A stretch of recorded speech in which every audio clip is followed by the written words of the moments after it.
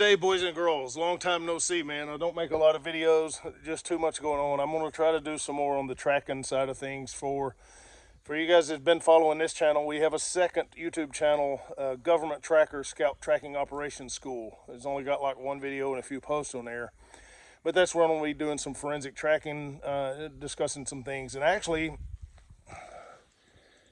I'm out here today not only just enjoying nature on the bike, but looking at vehicle traffic that's been up and down this old gravel road, just determining directions of travel.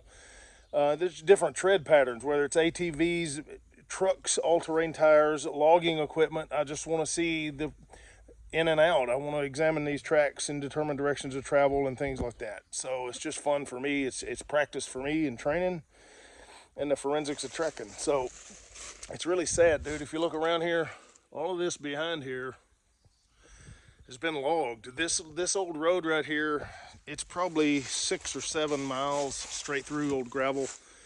They're logging in here now, so you already know what's coming. There'll be houses all in this thing here in a couple of years. So Tennessee is it's gone to hell. So too many people, man. The traffic is, just in the last 3 or 4 years, it has increased dramatically. So I'm not happy to see that. But anyway, let's talk about this KLR right here.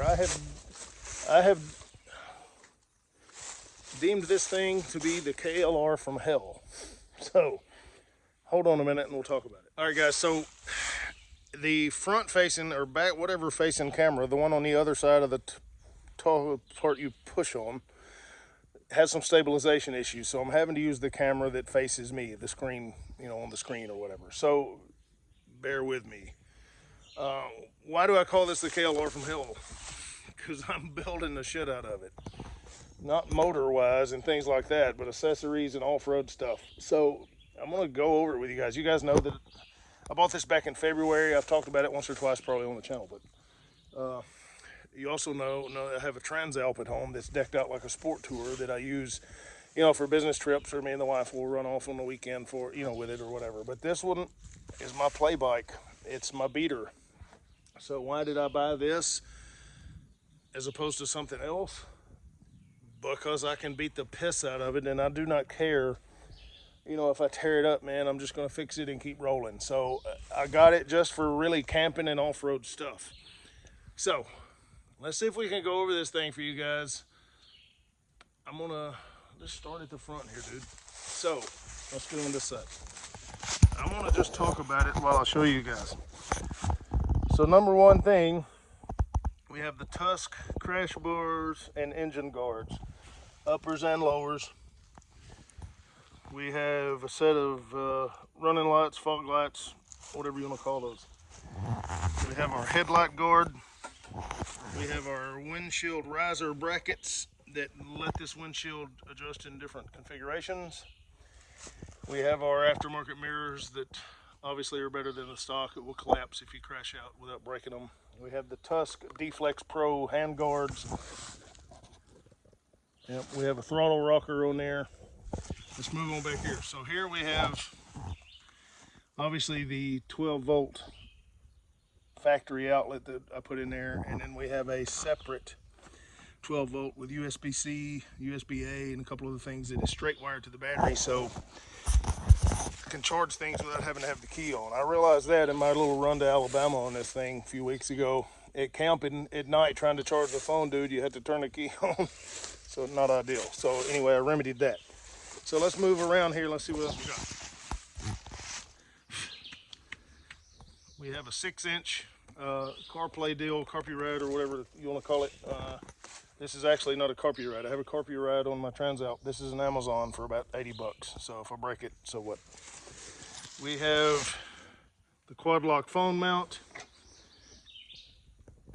with the charger cord going to the outlet over here.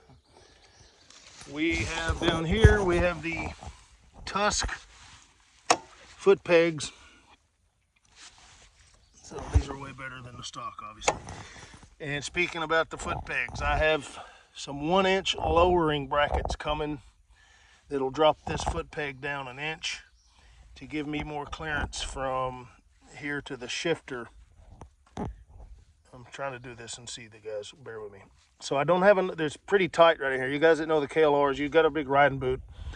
I have some Alpine Stars riding boots that won't hardly fit in there. So I've got to drop these up, and I may adjust this or replace that with a little bit longer one. But anyway, we have a Nelson rig tank bag.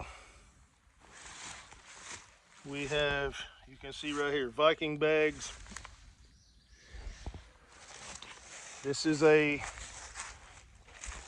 soft luggage, obviously. We have, it's 80 liter capacity. You guys can see kind of what's going on. I'm trying to show you guys, but it's hard for me to see and do this.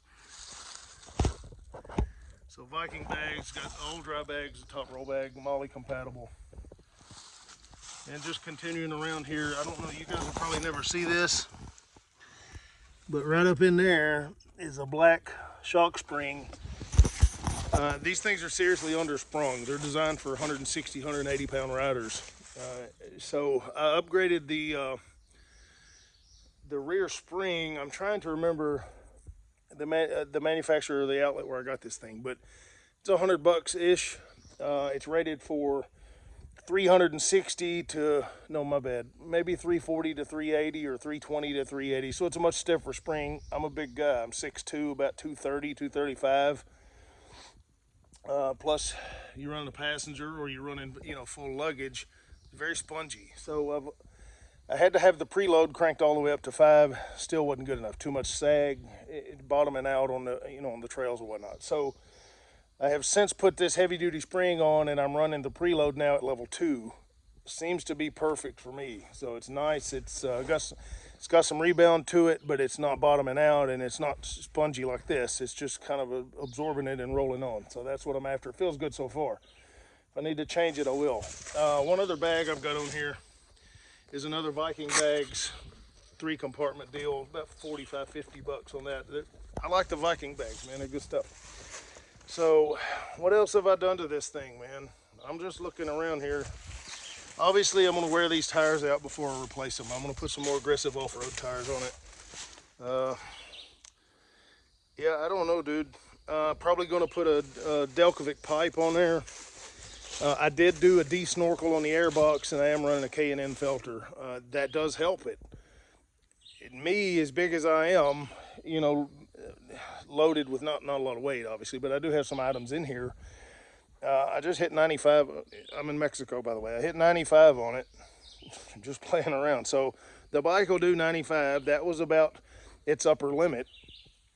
But I'm also going to add a 16-tooth front sprocket, which is going to lower the RPM at speed and help it, gain a few more miles an hour, but really how fast you need to go. So I'm going to do that for the highway runs, because anywhere I ride, unless it's just around here, I have to travel a few hours to get there. So I'm going to drop it to a bump it from a 15 to 16 tooth.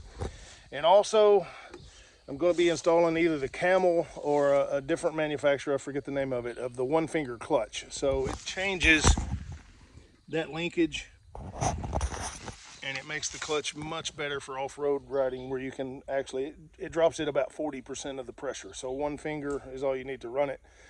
You guys can see the switch for the lights. I'll just put these on there just to help with the visibility. So far, that's what I've got done to it. I'm gonna wear these tires out. I'm gonna replace tires, 16-tooth sprocket, the lowering, obviously the lowering on the foot pegs, and maybe a new shift lever, and then a pipe.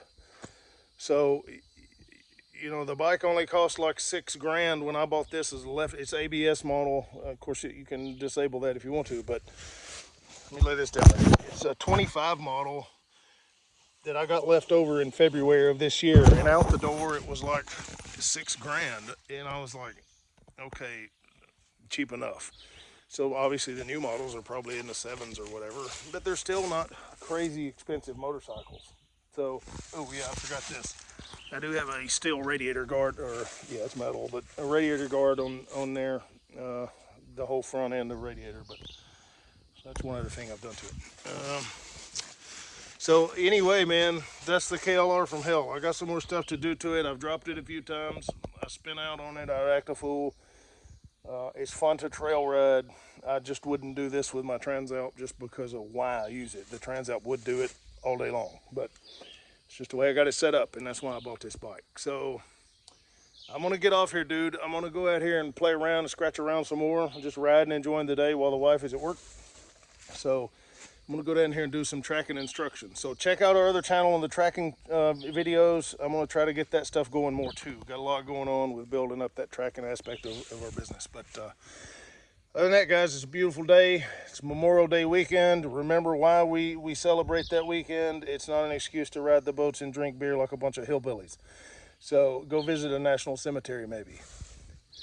Anyway, I'm out of here, guys. Stay safe. God bless y'all. Enjoy your weekend. All right, guys, a couple other things I forgot to mention. We have the Tusk skid pan. We have the rear fender eliminator kit. That kit was about 69 bucks off the Amazonian. So, yeah, I think that's all I missed. Oh, wait, there's more. Right here, I put a pigtail attached to the battery with an SAE connector on it in case I need to charge batteries or whatever. So, anyway, I'm back to the house, dude. Fun day. Y'all stay safe.